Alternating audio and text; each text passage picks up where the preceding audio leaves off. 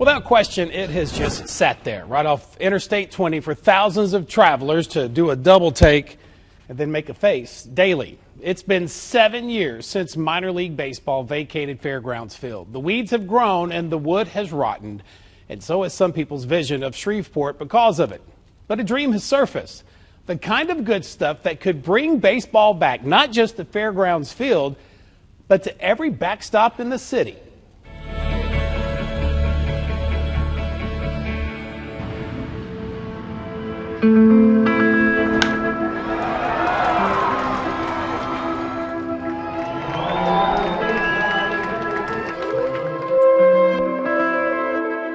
It's both an eyesore and a sore spot with many who call Shreveport home. You know, we're committed to a first-class operation. Over 25 years of minor league baseball at Fairgrounds Field, suddenly called out and sent packing. Basically, when the last minor league team left here, it was just put gates on here and walk away. Now, they did cover the pitcher's mound after that last game in 2011, a baseball standard with any team. But when those players walked off the field for a final time, they likely had no idea how final really was.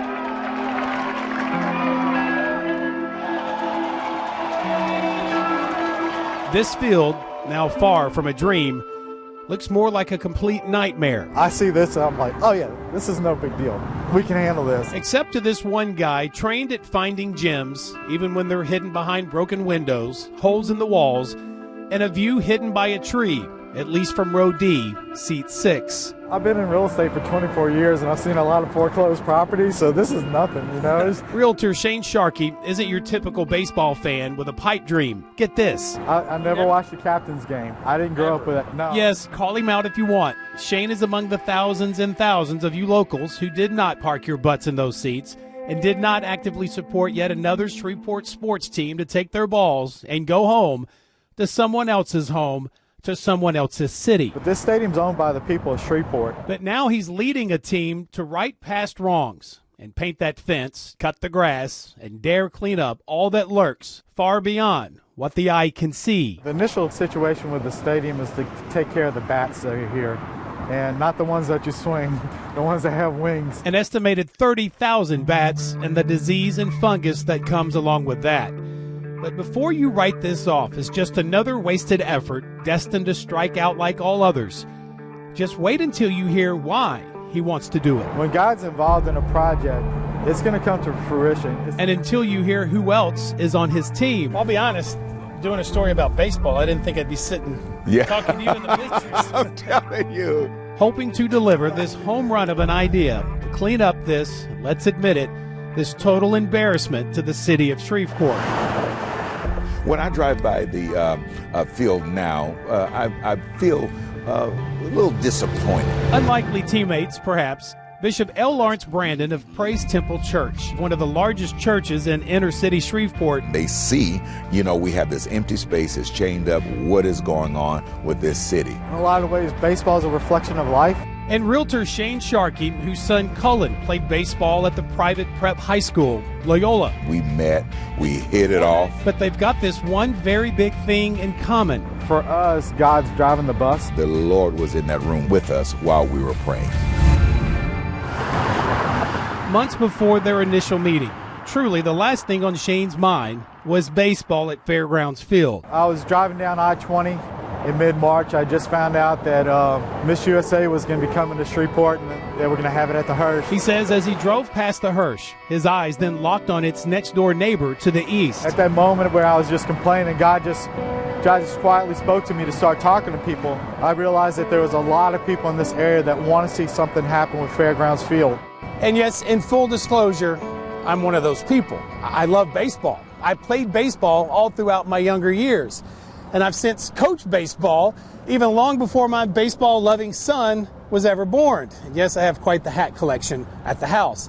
And now I even umpire baseball as a high school baseball official here in the state of Louisiana.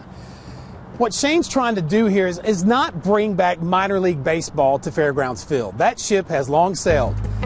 He's not even trying to just bring baseball back to this 33-year-old facility. And they need a facility in order to get kids off the street, to have Christian men and women to come in and have an impact in their lives. Baseball and a host of other sports and even sports camps that a lot of kids and young teens in this town simply can't afford. You see, Shayne sees this overgrown and broken down ballpark as a showcase venue for youth, high school, and college baseball, softball, and soccer. Our children must have opportunities to dream bigger. And they both see it as a way to reintroduce baseball to the inner city, where basketball seemingly wins by default. It would bring life even to our parks, bringing life back, and just to see children playing ball, understanding what teamwork is all about. The game plan is, when Fairgrounds Field is sitting pretty once again, the love of the game will trickle down to parks all across Shreveport, like Antoine Park in the Allendale neighborhood. When's the last time you saw anyone playing baseball on this field? I don't remember ever seeing anyone playing baseball on this field. A game once financially out of reach for many could become a reality for all. If the children understand the game and they're introduced to it, they'll have a love and passion for it and do what they can to purchase bats, balls, gloves. It's been said some of the best ideas are ideas borrowed. And for Shayne, it's an idea he borrowed straight from the fields of Loyola while watching his son play against an inner city high school. Loyola was playing at Huntington, and during that game, they had 10 players on their team. The catcher's mitt broke. And right there, Huntington stole my heart. Loyola coach Dusty Griffiths saw the same and knew this just wasn't right. As I preached to him, the game is not always about you. It's about somebody else being able to play the game too. And from that season on, Loyola has been helping Huntington play the game by helping them prepare to play the game. We meet up with them, bring them over here, have a day with them, present them with clothes, bats, things that they may need. Loyola buys them equipment and puts on an annual baseball camp just for them. And our kids have really bought into it. We feed them, share the gospel with them. They've watched the Raiders' numbers grow from barely enough to fill a dugout to over 30 players strong. And it was a blessing as much for Loyola kids as it was for Huntington kids. The same kind of blessing, Shayne says, can spread citywide. Dude, I can't wait till I hear the umpire holler out, "Play ball, Shreveport." As long as they pray ball makes its way back to Fairgrounds Field. But it was an honor to pray for him and for his heart and all that's involved in this initiative. We never want to lose sight that if it's going to happen, it's going to be because God wants it to happen. Shayne's son, Cullen, now plays for Centenary. Now, Shayne's business model isn't totally unheard of, taking a city and taxpayer-owned facility, fixing it up, and making a profit without causing the city to cough up a bunch of cash. Perhaps you've heard of these Shreveport Mudbugs who play inside the hearse. Shayne and Bugs general manager Scotty Musket have had plenty of strategy chats over how to pull that off. You can find more about Shayne's group, Play Ball Shreveport, right there on Facebook. We're going to keep tabs on the progress.